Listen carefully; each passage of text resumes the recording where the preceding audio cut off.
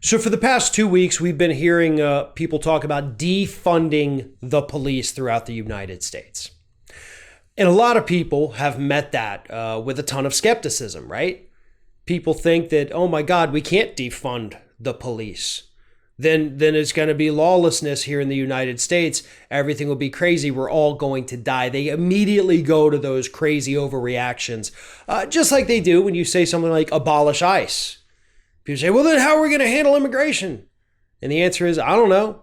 The same way we did for the decades and basically centuries we did before ICE was created. I'm twice as old as ICE, okay? ICE is not something that's been around forever. ICE isn't even old enough to drive a vehicle if it were a human being. So that's the answer to that one. But anyway, the police, right? Police have been around for a lot longer than that.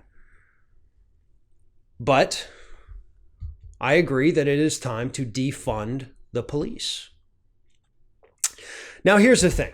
Defunding the police, what does that mean? Does it mean we abolish police officers across the country? We just get rid of that profession? We get rid of all of these people and we replace them with some kind of emergency response organizations? That's one thing. Defund the police also, according to some people out there, means we cut back the funding. And when people say, how the hell can you do that? There have been some brilliant responses of, well, if we came out and said defund education, you'd be against that too. But that's what we've been doing for years now. So it's actually a thing that's already happened. We could just also do that to police, give them fewer resources to work with. However you want to slice it, whichever one you want to go with here, it has to happen. We have seen systemic abuses by police officers across the United States for a hell of a lot longer than I've been alive. We learn about them in history books, folks. That's how effed up this group of individuals is. And radical change is the only option at this point. And radical change is the only option for a lot of problems here in the United States. And I think that's a realization that a lot of us have to come to.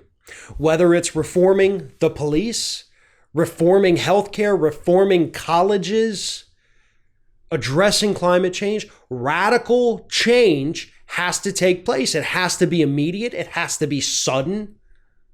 And it's going to hurt at first, but only at first. It's going to be a tough transition. We're going to resist it for a bit. And then it'll just become the new normal. And it'll be like it's always been like that. That's just how things go. We, human beings, we are resistant to change and we need not be. That's holding us back from greatness here in the United States. But radical change is the only path forward. Otherwise, we're going to be stuck in this endless cycle of, catastrophe, anger, rebellion, then conformity, and then a catastrophe and the anger and the rebellion, and then the rebellion dies down and it's back to conformity. We cannot keep with these cycles, folks. They are counting on us calming down. They are counting on us forgetting about this and moving on to the next atrocity. It's basically what happens with mass shootings. That's the NRA tactic for dealing with mass shootings. Just lay low. They're going to forget about it. The next one will happen, and believe it or not, that's a good distraction. And then we get to say, nope, now's not the time. Now's not the time. Now's not the time. They want us to forget. They want us to calm down so that we stop calling for systemic change. But we already saw systemic change. The city council of Minneapolis already voted to end the police. Holy hell. This is working. Do not give up. And abolishing or defunding or whatever you want to call it, the police doesn't mean lawlessness throughout the United States. It means we have more specialized forces going out there whose job it is to help. Not to detain, not to wrestle to the ground, not to shoot in the head, but to help, to de-escalate situations. That's what we need.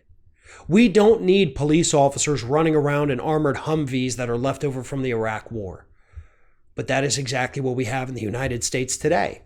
We don't need police officers with cabinets full of guns capable of shooting 60 rounds in under a minute. But that's what we have today. Defunding the police is the right thing to do. And radical systemic change is the only way that we can move forward as a country and fix many of the problems that are going to continue to plague us until we accept that change is inevitable.